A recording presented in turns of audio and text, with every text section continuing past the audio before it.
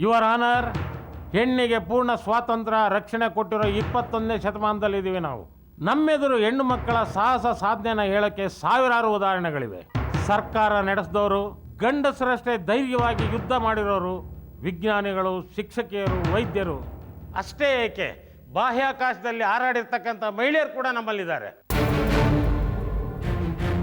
ಅದೊಂದು ಕಡೆ ಅದು ಸುಂದರವಾದ ಮುಖ, ಇನ್ನೊಂದು ಕಡೆ ಅತಿ ಕುರೂಪ ಮುಖನೂ ಇದೆ. ಆಸಿಡ್ ಹಾಕಿ ಸುಟ್ಟ ಮುಖಗಳು, ಅವಮಾನ ತಾಳಲಾರದೆ ನೇಣಾಕೊಂಡ ನೋವಿನ ಮುಖಗಳು, ಕಿರುಕುಳನ ಸಹಿಸಿಕೊಂಡು ಕಣ್ಣೀರು ಸುರಿಸ್ತಕ್ಕಂಥ ಮುಖಗಳು, ಬಲಾತ್ಕಾರ ಅತ್ಯಾಚಾರದ ನಡುವೆ ನಗುವಿನ ಮುಖವಾಡ ಹಾಕ್ಕೊಂಡ ಮುಖಗಳು. ಇವೆಲ್ಲ ನಾವು ದಿನನಿತ್ಯ ನೋಡೋ ಮುಖಗಳು ಯುವರ್ ಆನರ್. ಇವತ್ತು ಒಬ್ಬ ಹೆಣ್ಮಗಳು ಫ್ಯಾಕ್ಟ್ರಿಗೋ ಕಂಪ್ನಿಗೋ ನಗ್ನಗ್ತಾ ಹೋಗ್ತಾ ಇದ್ದಾಳೆ ಅಂದರೆ ಅವಳು ಸಂತೋಷವಾಗಿದ್ದಾಳೆ ಅಂತ ಅರ್ಥ ಅಲ್ಲ ಯುವರ್ ಆನರ್. ಸಾವಿರಾರು ಸಮಸ್ಯೆಗಳನ್ನ ತಲೆ ಒಳಗಡೆ ಗಂಟಾಕೊಂಡಿದ್ದಾಳೆ ಅಂತಲೇ ಅರ್ಥ. ನಾವು ಹೆಂಗಸರನ್ನ ಹೊಗಳೋದ್ರಲ್ಲೂ ಹಿಂದೆ ಬಿದ್ದಿಲ್ಲ ಯುವರ್ ಆನರ್. ತಾಯಿ ಅಂತೀವಿ, ದೇವಿ ಅಂತೀವಿ, ಕ್ಷಮೆಯ ಧರಿತ್ರಿ ಅಂತ ಹೇಳ್ತೀವಿ. ಹೊಗಳಿ ಹೊಗಳಿ ಅವರನ್ನ ಒಂದು ಸೇವಕ್ಕೆ ಇರ್ತೀವಿ. ಹೆಣ್ಣು ದೇವಿ ಯಾಕಾಗಬೇಕು, ಕ್ಷಮೆಯ ಧರಿತ್ರಿ ಯಾಕಾಗಬೇಕು? ಎಲ್ಲ ಗಂಡಸರ ಸ್ವಾರ್ಥಕ್ಕೆ.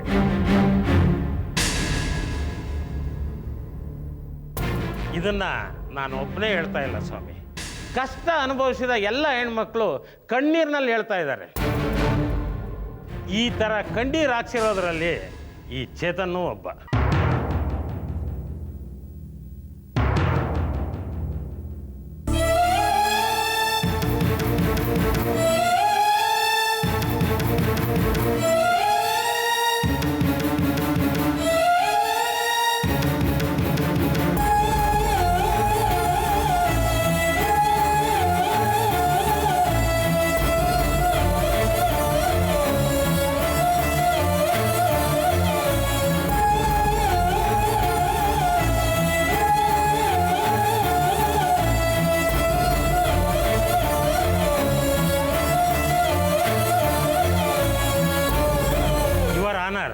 ಲೈವ್ ಬ್ಯಾಂಡು ರದ್ದಾಗಿದೆ, ಆದರೂ ಅನಧಿಕೃತವಾಗಿರ್ತಕ್ಕಂಥ ಲೈವ್ ಬ್ಯಾಂಡ್ಗಳು ನಡೀತಲೇ ಇದ್ದಾವೆ.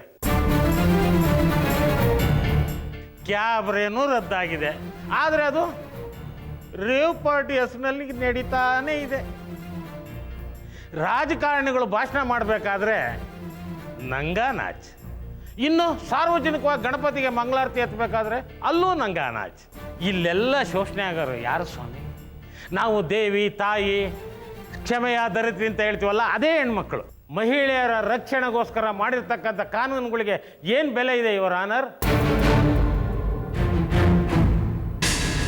ಇತ್ತೀಚೆಗೆ ಪ್ರತಿದಿನ ಪತ್ರಿಕೆಯಲ್ಲಿ, ಟಿ.ವಿ ಚಾನೆಲ್ಗಳಲ್ಲಿ ನಾವು ನೋಡ್ತಾ ಇರ್ತೀವಿ. ಪ್ರತಿದಿನ 5 ಹೆಣ್ಮಕ್ಳಿಗೆ ಕೈ ಕೊಟ್ಟಿರ್ತಾರೆ, ಇಲ್ಲ 2 ಹೆಣ್ಮಕ್ಳನ್ನ ಕೊಲೆ ಮಾಡಿರ್ತಾರೆ. ಇದನ್ನೆಲ್ಲ ಯಾರು ಸ್ವಾಮಿ ಮಾಡೋದು? ಈ ಚೇತನ್ ಅಂತೂ.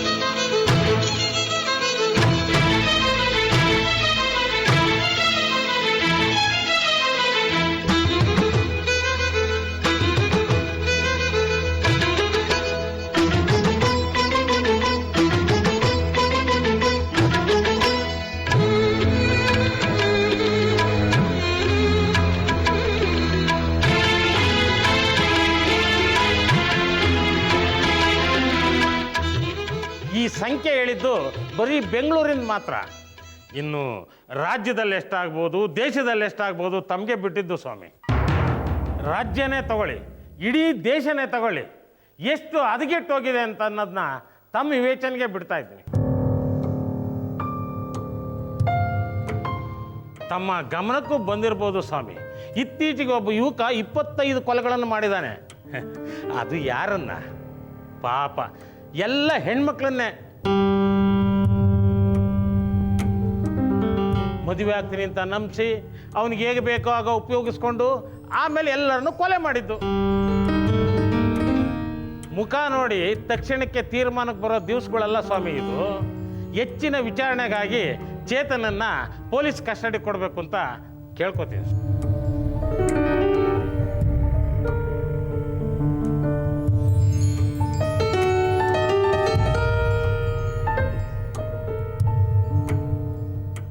Bale rejected. ಆರೋಪಿನ ಪೊಲೀಸ್ ಕಸ್ಟಡಿ ಕೊಡಿ.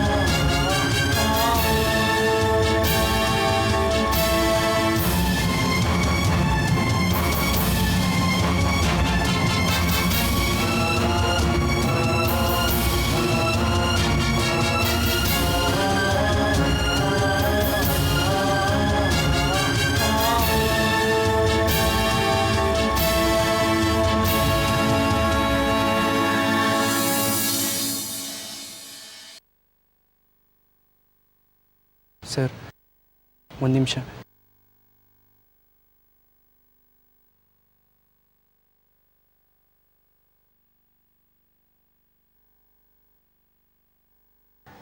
ಯಾಕೆ ನೀನು ಮೊದಲೇ ಇದನ್ನೆಲ್ಲ ನನಗೆ ಹೇಳಲಿಲ್ಲ? ಹೇಳೋದಕ್ಕೆ ಏನಾಗಿತ್ತು ಚೇತು? ನಾನು ನಿನ್ನ ನಂಬಿದ್ದೆ ಅಲ್ವಾ? ನನ್ನ ನಂಬೋದಕ್ಕೆ ನಿನಗೆ ಕಷ್ಟ ಆಯ್ತಾ? ಇದೆಲ್ಲ ಸುಳ್ಳು ಸುಮತಿ, ನನ್ನ ನಂಬು. ಇದೆಲ್ಲ ಸುಳ್ಳಾಗಿದ್ದಿದ್ರೆ ಆ ಸುಳ್ಳು ಏನು ಅಂತ ನನಗೆ ಹೇಳ್ಬೋದಾಗಿತ್ತಲ್ವಾ? ಅದನ್ನು ನಂಬ್ತಾ ಇದ್ದೆ. ಈಗಾಗಲೇ ಎಷ್ಟು ಸುಳ್ಳುಗಳನ್ನ ನಂಬಿದ್ದೀನಿ ಅಂತ ಅನ್ನಿಸ್ತಾ ಇದೆ.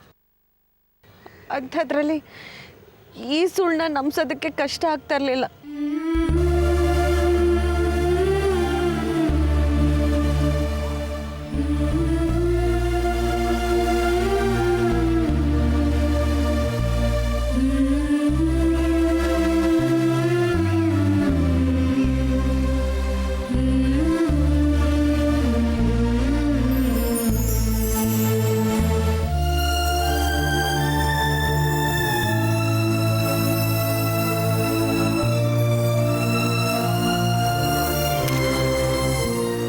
ಯಾಕಿಂತ ಕೆಲಸ ಮಾಡಕ್ ಹೋದೆ ಚೇತು?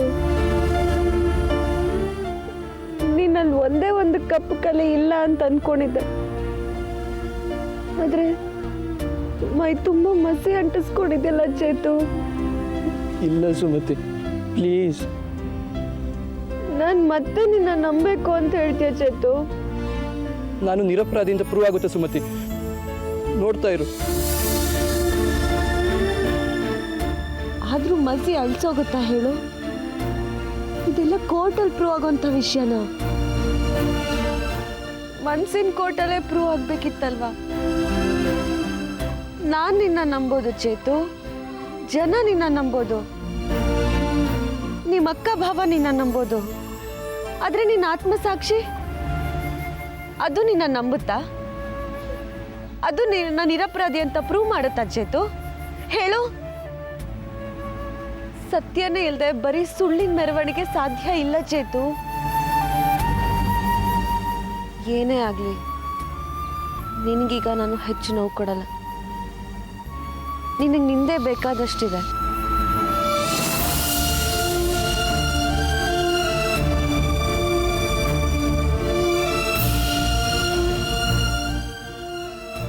Thank you Sumathi.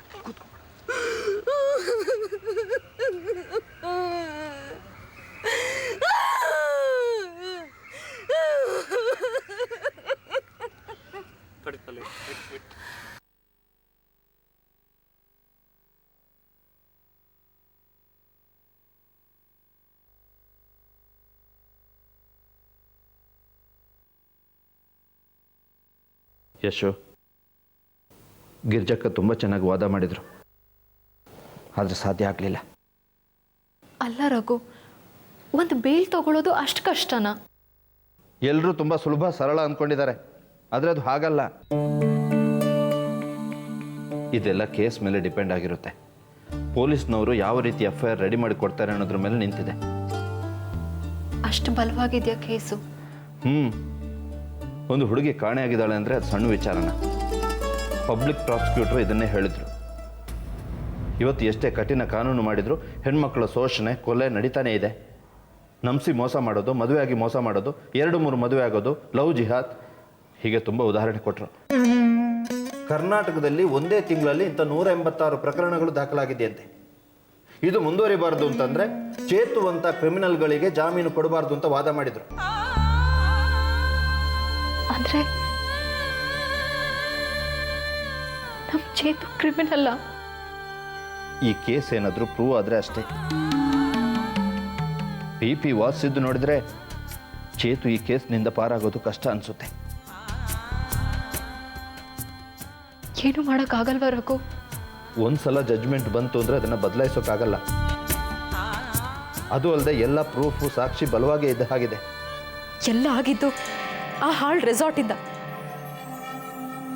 ಯಾಕಾದ್ರೂ ಆ ಬಿಸ್ನೆಸ್ ಶುರು ಮಾಡಿದ್ಯೋ ನೀನು? ಇಡೀ ಮನೆ ನಾಶ ಮಾಡ್ಬಿಡ್ತು. ರೆಸಾರ್ಟ್ ಏನು ಮಾಡುತ್ತೆ ಯಶು? ನಾವು ನೆಟ್ಟಗಿದ್ರೆ ಎಲ್ಲವೂ ಸರಿ ಇರುತ್ತೆ. ವಯಸ್ಸಿಗೆ ಬಂದು ಹುಡುಗರು ಎದ್ರು ಹುಡುಗಿರು ಹಾಡಿ ಕುಣಿದು ಚೆಲ್ಲಾಟ ಆಡಿದ್ರೆ ಹುಡುಗರು ಹಾಳಾಗದೆ ಇನ್ನೇನಾಗ್ತಾರೆ? ಇದು ಒಂದು ಬಿಸ್ನೆಸ್ಸಾ? ನೀನು ಎಲ್ಲದಕ್ಕೂ ರೆಸಾರ್ಟೇ ಕಾರಣ ಅಂತ ವಾದಿಸಬೇಡ ಯಶು. ಸಿಟಿ ಅಂದಮೇಲೆ ಕ್ಲಬ್ ಇರುತ್ತೆ, ಬಾರ್ ಇರುತ್ತೆ, ರೆಸಾರ್ಟ್ ಇರುತ್ತೆ, ಹಾಗೆ ದೇವಸ್ಥಾನ ಇರುತ್ತೆ, ಜೂಜಿನ ಕಟ್ಟೆ ಇರುತ್ತೆ. ಆಯ್ಕೆ ಮಾಡ್ಕೋಬೇಕಾಗಿದ್ದು ಜನ. ರೆಸಾರ್ಟ್ಗೆ 1000 ಜನ ಬರ್ತಾರೆ ಹೋಗ್ತಾರೆ. ಚೇತು ವಯಸ್ಸಿನವರು ಕೆಲಸ ಮಾಡ್ತಿದ್ದಾರೆ. ಆದರೆ ಚೇತು ಒಬ್ಬನೇ ಯಾಕೆ ಸಿಕ್ಕಾಕೊಂಡಿದ್ದಾನೆ ಅಂತ ಯೋಚನೆ ಮಾಡು. ಒಟ್ಟಲ್ಲಿ ಅವನ ಗ್ರಹಚಾರ ಸರಿ ಇಲ್ಲ ಅಷ್ಟೆ. ಗ್ರಹಚಾರ ಅಲ್ಲ ಯಶು,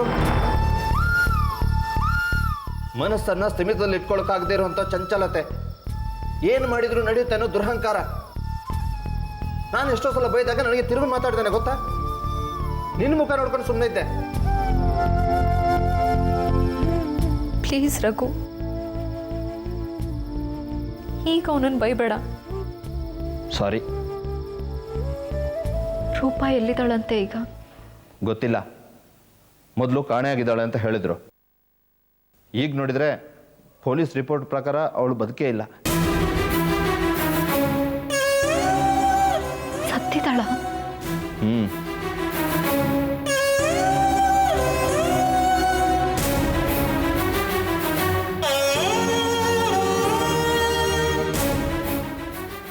ಈಗ ಅವಳಿಗೆ 1 ತಿಂಗಳು ಮಗು ಬೇರೆ ಇದೆಯಂತೆ.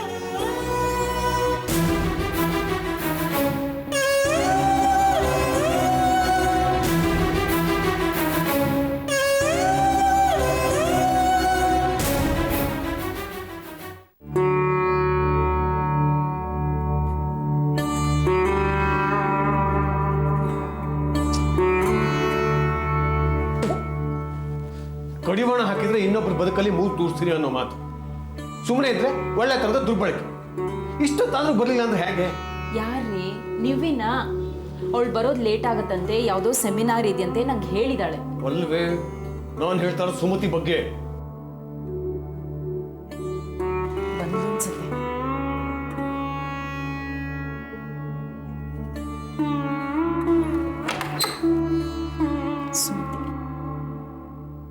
ರೀ, ಸುಧಾಕರ್ ಅವ್ರು ಬಂದಿದ್ದಾರೆ, ಬನ್ನಿ.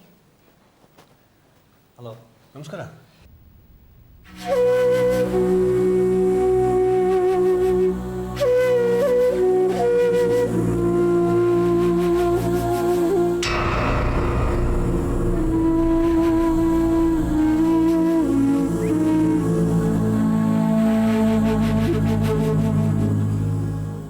ಸುಮತಿನ ಜಾಸ್ತಿ ಪ್ರಶ್ನೆ ಮಾಡೋಕ್ಕೆ ಹೋಗಬೇಡಿ. ಅವರು ಸ್ವಲ್ಪ ಅಪ್ಸೆಟ್ ಆಗಿದ್ದಾರೆ. ಚೇತನಿಗೆ ಕೋರ್ಟಲ್ಲಿ ಬೇಲ್ ಸಿಕ್ಕಲಿಲ್ಲ, ಜೈಲಿಗೆ ಹಾಕಿದ್ದಾರೆ. ಅವನ ಕತೆ ಗೊತ್ತಾಗಿ ಅಪ್ಸೆಟ್ ಆಗಿದ್ದಾರೆ. ಅವನ ಹತ್ರ ಹತ್ಕೊಂಡು ಸ್ವಲ್ಪ ಹೊತ್ತು ಮಾತಾಡಿದ್ರು.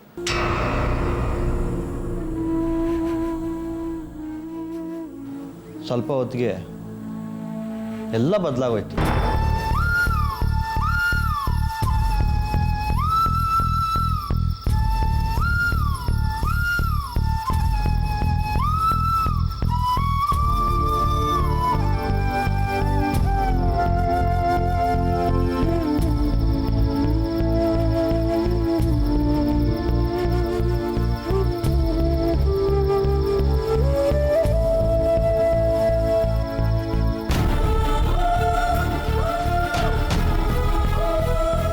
ಸ್ವಲ್ಪ ಹುಷಾರಾಗಿ ನೋಡ್ಕೊಳ್ಳಿ.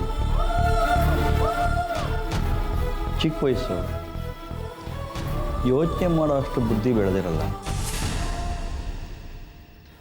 ಎಲ್ಲವನ್ನೂ ಕಣ್ಣಾರೆ ಕಂಡ ಮೇಲೆ ಮನೆವರೆಗೂ ಬಿಟ್ಟೋಗೋದು ಒಳ್ಳೆಯದು ಅಂತ